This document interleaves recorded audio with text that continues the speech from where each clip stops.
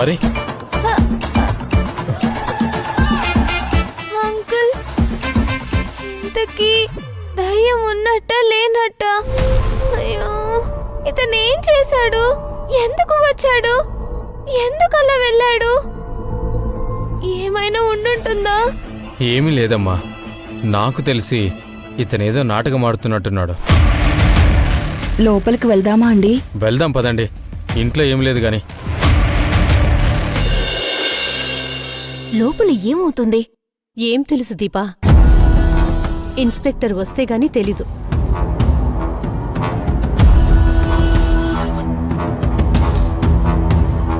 Media friends, మీరేమైనా cover చేయడానికి, breaking news వేయడానికి ఏదైనా పనుందా? లేదు సార్. బయటికి వెళ్ళి వచ్చి బ్రేకింగ్ న్యూస్ చెప్తాను. ఒక అరగంట వెయిట్ చేయండి.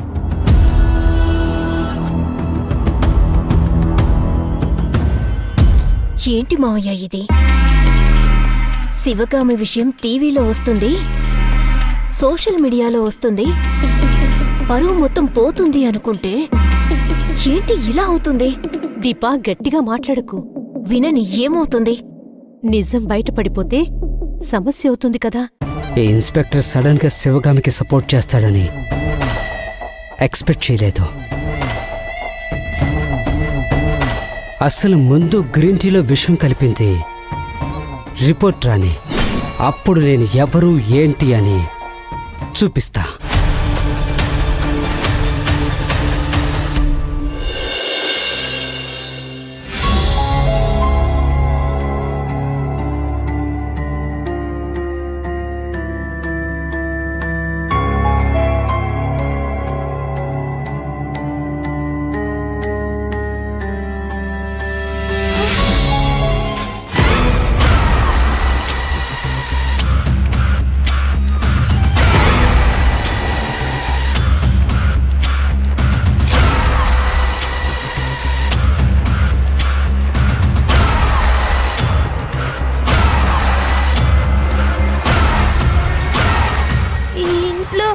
ఖచ్చితంగా ఏదో ఉంది.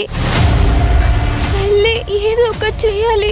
అసలు ఈ ఇంట్లో ఒక్క దేవుడి పటం కూడా పెట్టలేదేంటి రామ్ కుమార్ అంకుల్? ఎందుకలా చేశారో తెలీదు.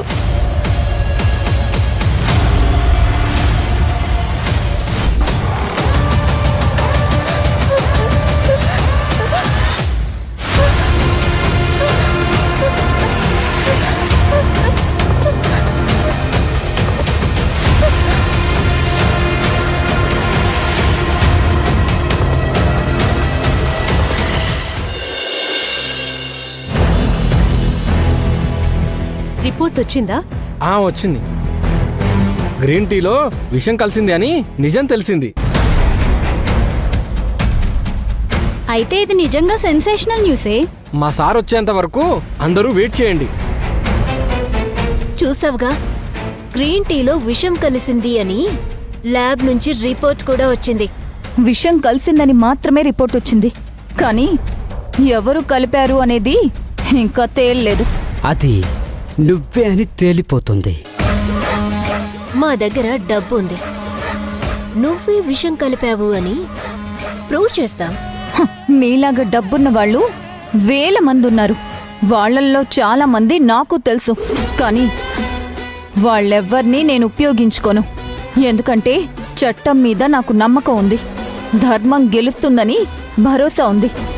చట్టాన్ని కాపాడడం కోసం కష్టపడే వాళ్ళు చాలా మందే ఉన్నారు. రిజల్ట్ రాకముందే సెలబ్రేషన్స్ చేసుకోకండి. ఆ తర్వాత అవమానం జరిగేది మీకే. నీకు పొగరెక్కువైంది. అర్థం చేసుకున్నావు. చిన్నదానివైనా తేలిగ్గానే గ్రహించావు.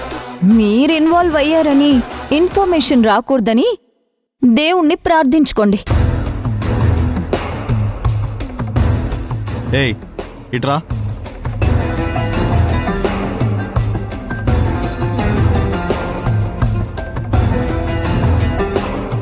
పదరా రాస్కెల్. ఎవరిని పట్టుకుని ఏమంటున్నారు? నన్నే రాస్కెల్ అంటున్నారా? నిన్నే. మా మావయ్య కాలర్ పట్టుకోవడానికి ఎంత ధైర్యం? ఇతను నీకు మామయ్య, నాకు క్రిమినల్. అదెలా? టీలో విషం కలిపింది నువ్వే.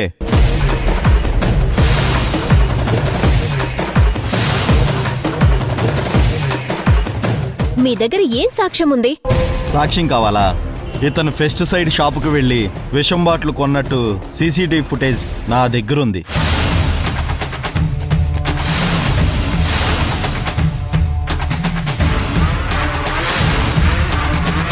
ఇదే కదా?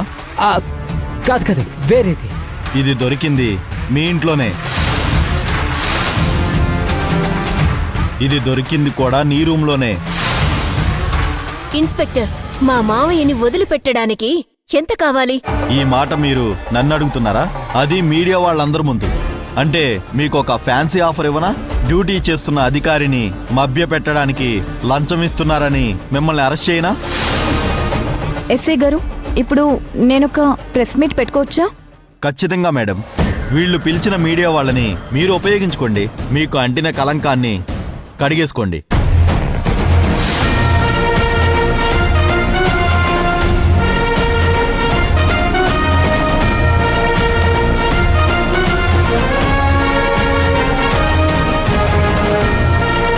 నమస్కారం, నేను శివగామిని.